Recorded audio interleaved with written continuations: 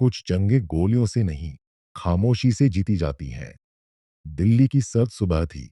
Lodhi road के एक सुरक्षित परिसर में भारत की खुफिया agency research and analysis wing RAW का दफ्तर हमेशा की तरह शांत दिख रहा था, लेकिन अंदर हलचल थी।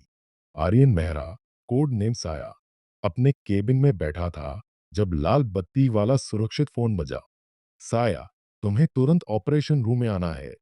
दूसरी तरफ से डायरेक्टर की गंभीर आवाज आई।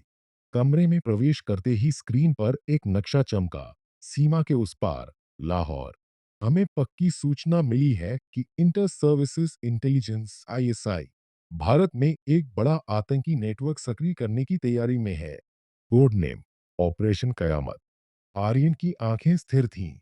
मिशन, तुम्हें लाहौर जाना होगा, एक व्यापारी बनकर। हमें उनके नेटवर्क के अंदर घुसना है।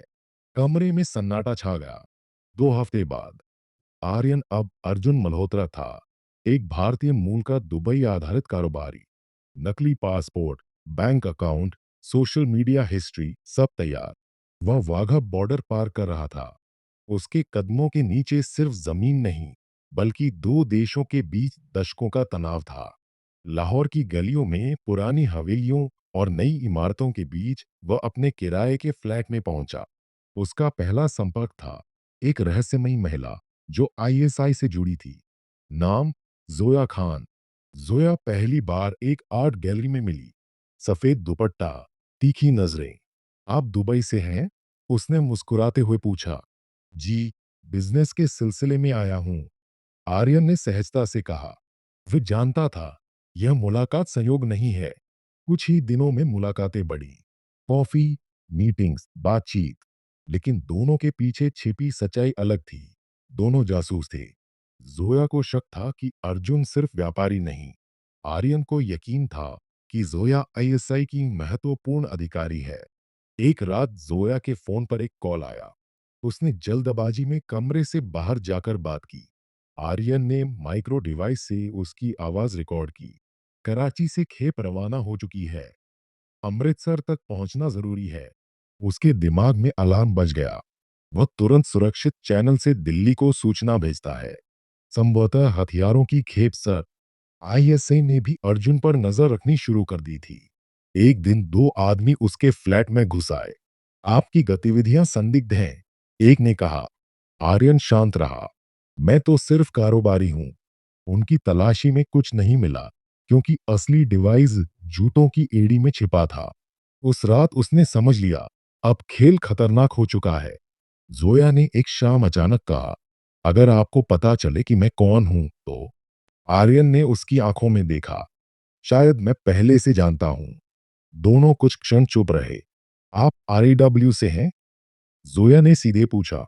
आर्यन मुस्कुराया। और आप आईएसआई से? कमरे में खामोशी गूंज उठी। अजीब स्थिति थी। दो दुश्मन देशों के जासूस एक दूसरे के सामने। हम दोनों अपने देश के लिए काम कर रहे हैं, जोया बोली। लेकिन अगर मासूम लोग मरे तो? आर्यन की आवाज भारी थी। जोया चुप हो गई।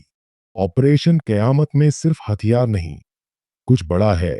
या एक समन्वित हमला, दिल्ली, मुंबई, अमृतसर एक साथ। आरडब्ल्यू को सूचना मिली। भारत में सुरक्षा एजेंसियां अलर्ट हो गईं, लेकिन असली मास्टरमाइंड अभी भी लाहौर में था। नाम जनरल राशिद। वह आईएसआई के भीतर भी एक गुप्त गुट चला रहा था। जोया ने धीरे से कहा, अगर हमें इसे रोकना है तो तुम्हें जनरल राशिद तक पहुंचना होगा। रात के अंधेरे में आर्यन एक गोदाम में पहुंचा। वहां नक्शे, हथियार, टाइमर रखे थे। उसने माइक्रो कैमरा से सब रिकॉर्ड किया। अचानक पीछे से आवाज आई, खेल खत्म। जनरल राशिद सामने था। तुम्हें लगा हमें पता नहीं चलेगा। गन तनी हुई थी। तभी गोली चली, लेकिन जनरल नहीं, उसके पीछे खड़ा गार्ड गिरा। जोया ने गोली चलाई थी। गोलीबारी शुरू हो गई। अफरा तफरी मच गई। आर्यन ने डाटा चिप निकाली और सुरक्षित चैनल से ट्रांसमिट किया। भारतीय एजेंसियों ने उसी रात कई शहरों में हमले विफल कर दिए। लेकिन लाहौर में एक विस्फोट हुआ। आर्यन बेहोश हो गया। जब उसे होश आया, वह सीमा के पास था। जोया गायब थी। उसके फोन पर एक एन्क्रिप्टेड मैसेज आया, मैंने अपने देश से गद्दारी नहीं की, मैंने इंसानियत चुनी। अलविदा। कुछ दिन बाद खबर आई, लाहौर में एक महिला अधिकारी ड्यूटी के दौरान मारी गई। आर्यन समझ गया। दिल्ली में आरएडब्ल्यू मुख्यालय। डायरेक्टर ने कहा, तुमने देश को बचाया। आर्यन ने खिड़की से बाहर देखा। कभी कभी जासूस जीतकर भी हार जाता है सर। उसके दिल में जोया की याद थी। सरहद के उस पार एक कब्र पर सिर्फ इतना लिखा था, वो जिसने इंसानियत को चुना।